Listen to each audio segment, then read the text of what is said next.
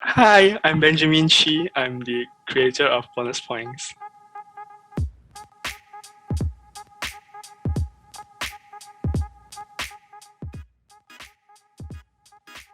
So the line I wrote on its tag while selling bonus points in Comic Fiesta, no, KFKL, that was last year, was simply Sekolah Sihir di Asia Tenggara, which is a school of magic set in Southeast Asia.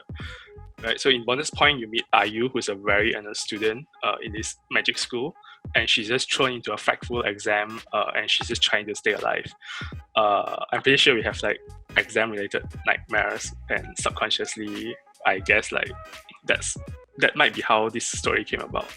Yeah, but wrapped in a magic school setting. I like being part of an anthology. My first comic publication was in Liquid City Volume 3, and then I was part of several others like Lontaf Volume 5, Asian Monsters, which itself was a part of a series covering monsters and horror stories from each region of the world. And after that was Songs of Silence, which was a collection of silent comics, but each of the stories was inspired by a popular song. So I think anthologies, Flight was particularly inspiring for me. They are an amazing way to discover a wide variety of voices and appreciate how each artist approach and interpret something and what comes of it. Also, a snapshot of a particular slice of how what this group of people artists can produce when given some certain prompts, certain themes, certain constraints, etc. So when Sound did the open call for Southeast Asian stories, I really love to be part of it, and thank you for having me. I'd been wanting to do a historical magical fantasy that's based on the lore of Southeast Asia, Nusantara in particular.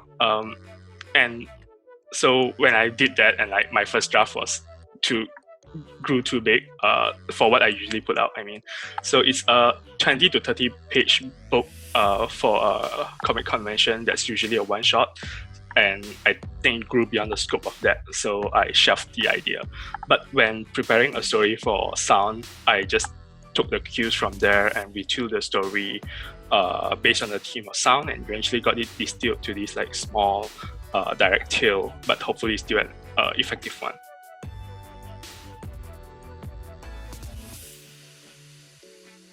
There's definitely elements of a magic school setting that I borrowed also. I mean, famously, it's probably like Harry Potter, Little School Academia, but instead of like generic witches and wizards or a castle, I mean, I have like my witches and I have like my shamans and witches like switching batik in kebaya, and the architecture is also tailored to this particular region as well. And another part that's like, it's not particularly borrowing, but I don't know if you play Hearthstone. So there was a panel where like Chegu swooped in to rescue Ayu. I was imagining like the entrance voice line of like Amara, Warden of Hope, like where she says like, "You are safe now." You are safe now. That's what I imagined when I was drawing that particular panel. Yeah.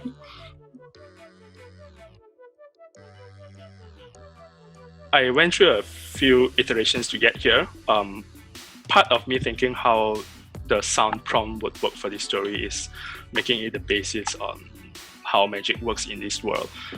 So the demons or the monsters, they emit a frequency that's terrifying to hear, and they disturb like human beings, like whether it's audible or not. So naturally, the shamans, the magicians in this setting, has to be able to counter it, cancel it. So in earlier iteration of this tale, which is rather more violent, the shaman is a bounty hunter that tracks down like a lost person that's possessed by a demon. So the shaman has to lock onto the sound the demon makes and generate a frequency that's opposite it to cancel it. So the demon can be banished and the person released. So that's the basis of bonus points, where the story. I take the magical theory from there and put in this tale, but it's only now focused on this young girl trying to stay alive while being chased by a giant monster.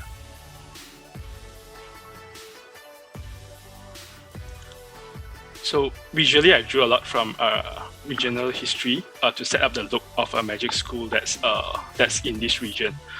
So Malay magic is definitely one of the things I looked at, and the visual elements of it, talismanic patterns, iconography, palm or Charis.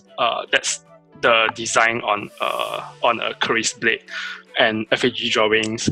Those were the design. Those were the things that I looked at and drew from to arrive and how bonus points look and feel.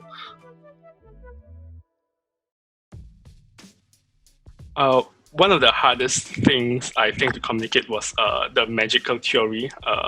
So leading the reader to follow how IU, the Eureka Moment that IU has, the spell that she can cast, and also doing so in a simple manner that the reader can follow, but being able to like drop visual breadcrumbs and reinforce having the visual aids help a lot.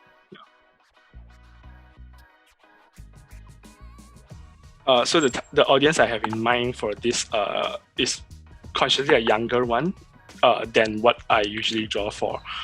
The way I feel this story goes is like, what if Hermione doesn't need Harry or Ron to save her? And definitely a lot of positive encouragement, hopefully, for young students to overcome their trials with the knowledge that they have accrued, and to say that, like, worrying is normal and buckling under pressure is normal, and hopefully one can still try to find that bit of strength to keep trying one step at a time. And I think that's particularly relevant to the times we live in currently. And definitely a shout out to teachers that guide and nurture their students well.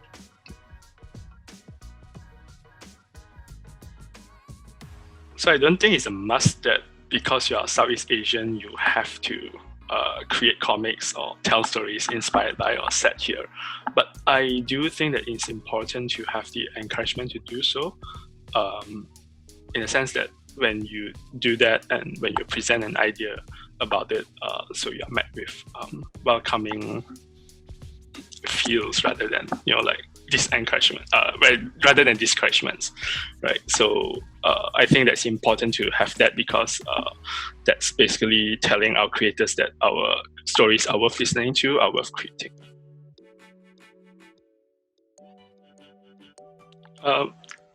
Support in the form of like monetary and development help, but also I think more importantly is the willingness to engage beyond genres, beyond variety, and particularly myself, I'm very excited that like seeing creators are thriving and drawing from their lived experience in the region, particularly in the regional concept I've been through, right? Like creators like Thar, Womit Thunder, Tio Collabo. I hope like collectively we get more eyeballs and ears to what we are doing. Beverages of Time, that's a very creative interpretation of the Three Kingdoms narrative, and it's a really epic art. March comes in like a lion. I like the slice of life and the feels that it just gives. Someone particularly I feel very, very inspiring is Urasawa Naoki. I love Pluto a lot, and we see like what he does with Monster and 20th Century Boys as well, like the expressive lines, the very emotive faces, and like Billy Bat is just a crazy tale. Like comic artists in particular, Guy Davis, the work he did in BPRD, the Marquis, and his kaiju designs in Pacific Rim. Storytellers, I like Patrick Rothfuss a lot, and there's a web fiction that